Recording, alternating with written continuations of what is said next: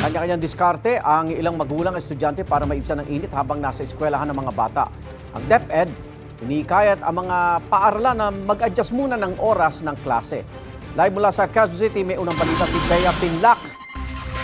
Bea. Igan, estudyante man o hindi, daing nating lahat ang matinding init nitong mga nakaraang araw. Kaya mga paaralan, hinihikayat ng DepEd na mag-adjust ng class schedule para safe at iwas perwisyo ang pag-aaral ng mga bata.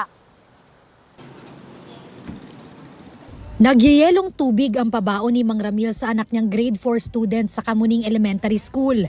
Damang-dama na raw kasi ang epekto ng matinding init, lalo na nitong mga nakaraang araw. Malupit talaga po, kailangan talaga ipahinga po sila muna bago ipapasukin po kasi mahirap po.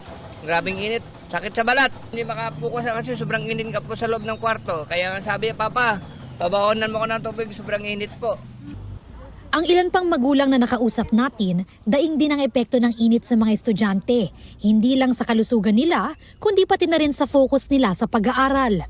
Sobrang init, grabe pag mahilo ka talaga sa sobrang init ngayon. At saka yung mga bata, kawawa naman.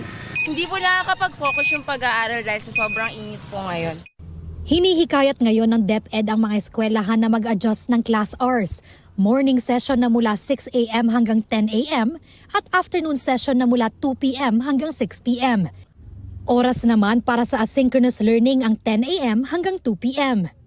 Dagdag pa ng DepEd, kapag umabot na ng 42 degrees Celsius ang heat index o kaya ipag-utos ng LGU, pwede nang mag-transition sa remote o asynchronous learning ang mga eskwelahan. Pangamba lang ng ilang magulang, baka makaapekto naman ang remote learning sa mga mag-aaral. Mahirap po ma'am talaga pag nasa bahay, di rin po makapag-focus ng pag-aaral ma'am. Iba talaga yung pumapasok sila sa loob ng school po. Pag nasa bahay din po dahil sa sobrang init, di rin po talaga makapag-focus po talaga. Pag sa bahay kasi, mahirapan mga bata matuto. Dahil ang gagawin ng mga bata yan, tutok sa mga gadget ng mga magulang. Sa bahay kasi hindi sila tutok. Mga sa school naman, tutok naman mga teacher.